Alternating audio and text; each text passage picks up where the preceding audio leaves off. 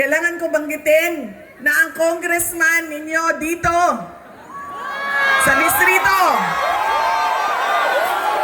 Hi, shout out Jeremy's TV at sa lahat ng viewers.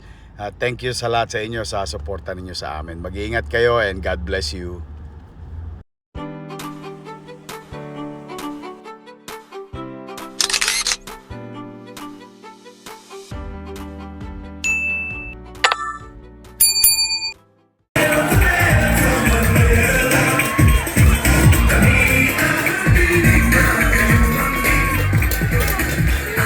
Magandang gabi mga batang Quiapo!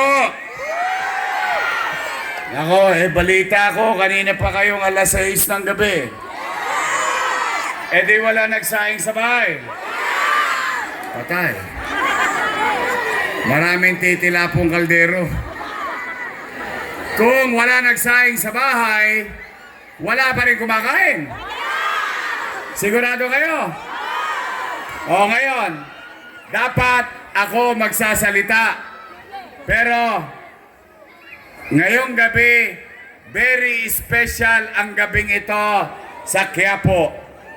Dahil mas gugustuhin ko na mapakinggan ninyo ang mensahe sa inyo mismo ni dating Pangulong Rodrigo Roa Duterte. Na dadalhin sa atin ang mensahe na yan ng kanyang maganda at magaling na anak na Vice President Sara Duterte.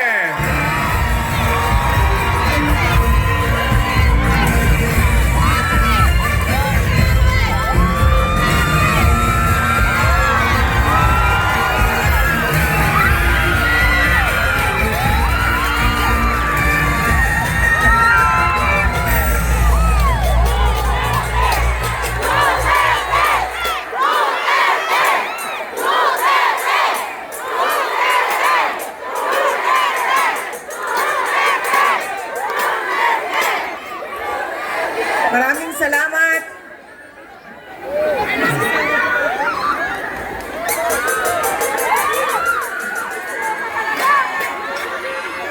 Assalamualaikum warahmatullahi wabarakatuh.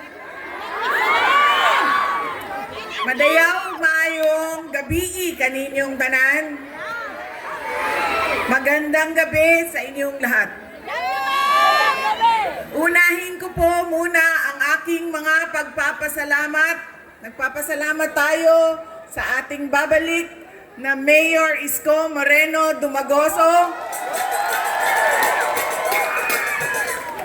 sa kanyang pagpapahiram sa atin ng stage, ng ilaw, ng kuryente, ng mikropono para mapaabot sa inyo ang aming mga mensahe ngayong gabi na ito.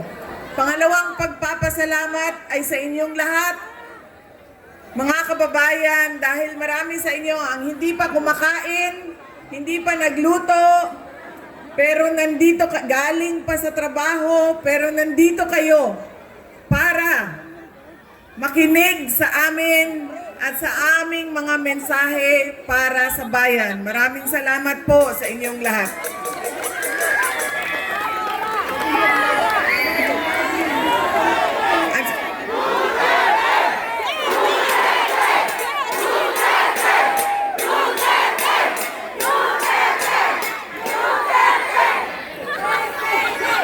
Alam nyo, kahit saan man ako pumunta ngayon, galing kaming Samar, tumawid kaming Leyte, tumawid kaming Cebu, tumawid kaming Negros, pumunta ako nung isang kagabi dito sa syudad ng Maynila, kaninang umaga sa Quezon City. Ngayon bumalik na naman ako sa syudad ng Maynila. Ang sigaw ng mga tao ay Duterte.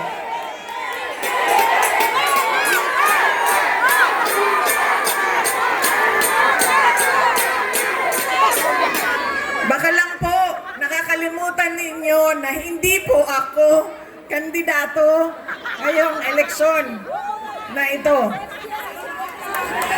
Pero nandito ako para maglabas ng nararamdaman ng karamihan ng taong bayan sa ating pamahalaan. ngayon. Pero tapusin ko po muna ang aking mga pagpapasalamat.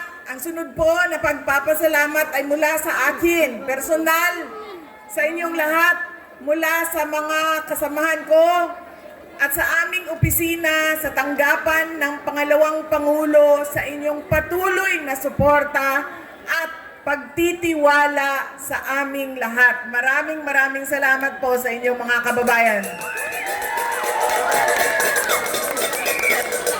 At ang huling pagpapasalamat ay mula po sa pamilya namin, ang pamilya Duterte. Napakalaki ng utang na loob namin sa inyong lahat sa pagkakataon na ibinibigay ninyo sa amin na makapaglingkod sa ating bayan. Dako kaayo ang amuang utang nga kabubuton kaninyong tanan sa oportunidad na ginahatag ninyo kanamo nga mga makaserbisyo sa ato ang nasod. Daghan kaayong salamat. Daghan salamat. Alam nyo, marami sa ating mga problema ngayon ay dahil sa ugali nating mga Pilipino kung paano tayo pumipili ng leader ng ating mga komunidad at ng ating bayan. Una na ugali ng Pilipino ay kung sino yung nagpapatawa sa kanila, sumasayaw, kumakanta, na-entertain sila, ay yun ang naaalala nila pag-upo nila doon sa presinto, sa voting precinct natin. Hindi na natin tinatanong, ano ba ang pangako ng tao na ito nung siya ay tumayo sa entablado para mangampanya? Tinupad ba niya ang kanyang pangako?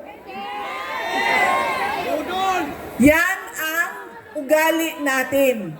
Maganda sa paningin, sumasayaw, na-entertain ako, naaaliw ako sa kanya, iboboto ko siya.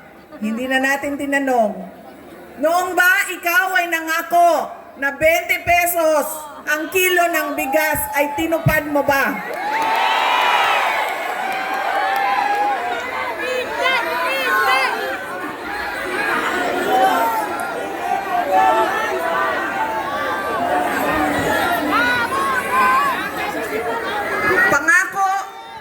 Noong taon 2022 na kampanya, 3 taon kinalimutan at ngayon may darating na naman na halalan, meron na naman tayong kuno 20 pesos na bigas doon sa Visayas.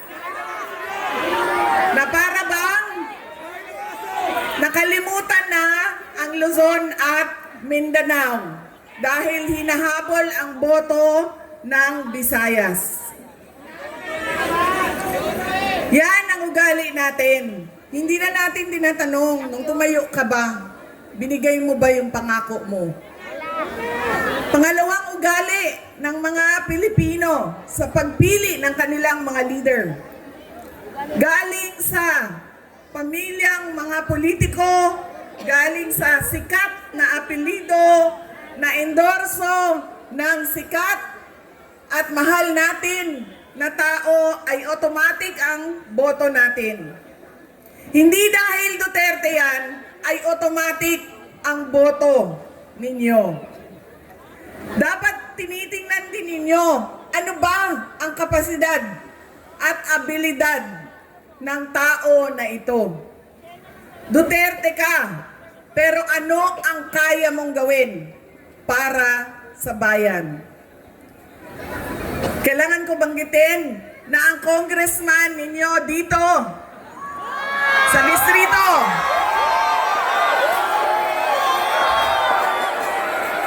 ay inendorso mo ba?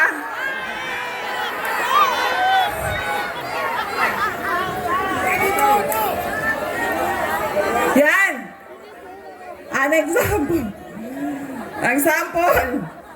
ng automatic yung boto natin, sikat, endorse ng sikat, galing sa pamilya ng mga politiko Duterte, yan, boto natin yan. Ganyan ang ugali nating mga Pilipino. Alam nyo, yung congressman nyo, si Joel Chua ba yun?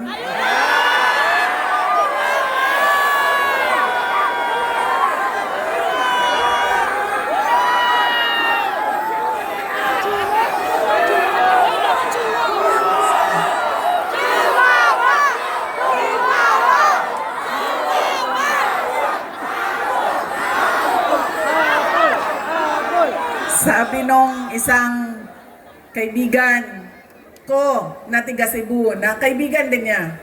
Sabi niya, pare, bakit mo naman ginaganyan si Sara? Wala naman niyang ginawa sa iyo. Sinisira mo ang pangalan.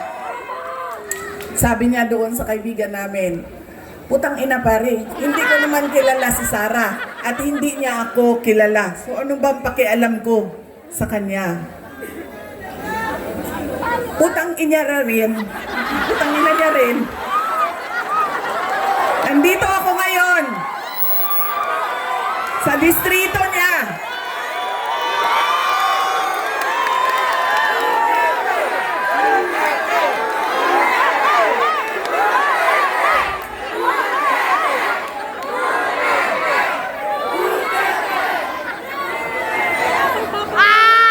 Magpapakilala ako sa inyong lahat. Ako, si Sara Duterte. Kaya ko makipag-away sa kanal.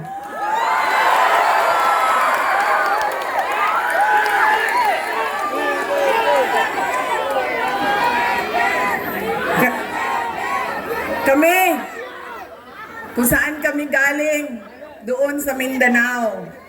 Sanay kami sa wala.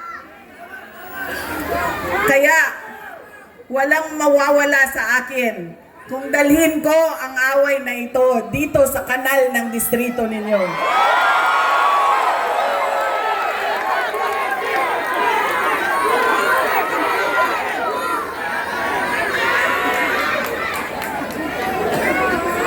Mga sis, saan kayo galing?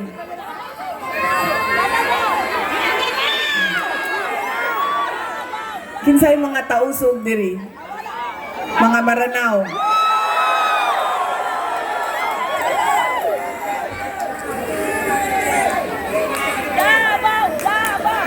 Kinsay mga Bisaya?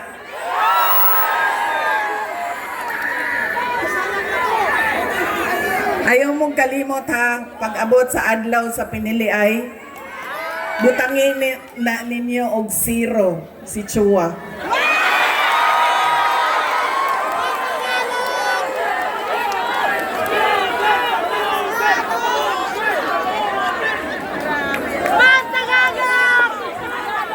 Pangalawa, sikat na apelido, pamilyang politiko, automatic ang boto natin. Pangatlong, ugali ng mga Pilipino sa pagpili ng kanilang mga leader.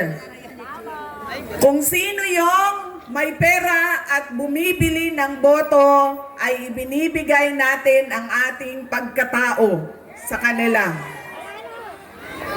Alam nyo, galing akong Bacolod, galing akong Manila, kahapon, Quezon City, tinatanong ko ang mga tao, magkano ba ang bilihan ng boto?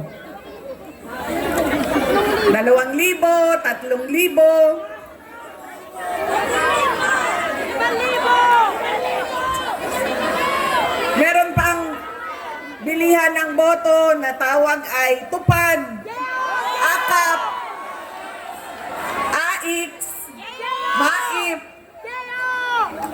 Ginawa ng legal ang pagbibili ng pagkatao ng mga kababayan natin. Yan ang ugali natin. Kung sino yung magbabayad, bibigay ko sa kanya ang boto niya. Tanggapin natin ang pera. Bakit hindi? Galing naman yan sa gobyerno. Hindi na, ibibigay ko yung buong paako sa inyo kung merong politiko nagbibigay ng pera na galing sa bulsa niya. Lahat yan, galing yan sa pondo ng gobyerno. Buwis natin yan. Tax natin yan na binabayad natin. Tanggapin nyo ang pera. Pero, pag-isipan nyo, karapat dapat ba itong tao na ito na maging leader ng aming komunidad? Dahil, pag binibigay natin ang boto natin, at hindi natin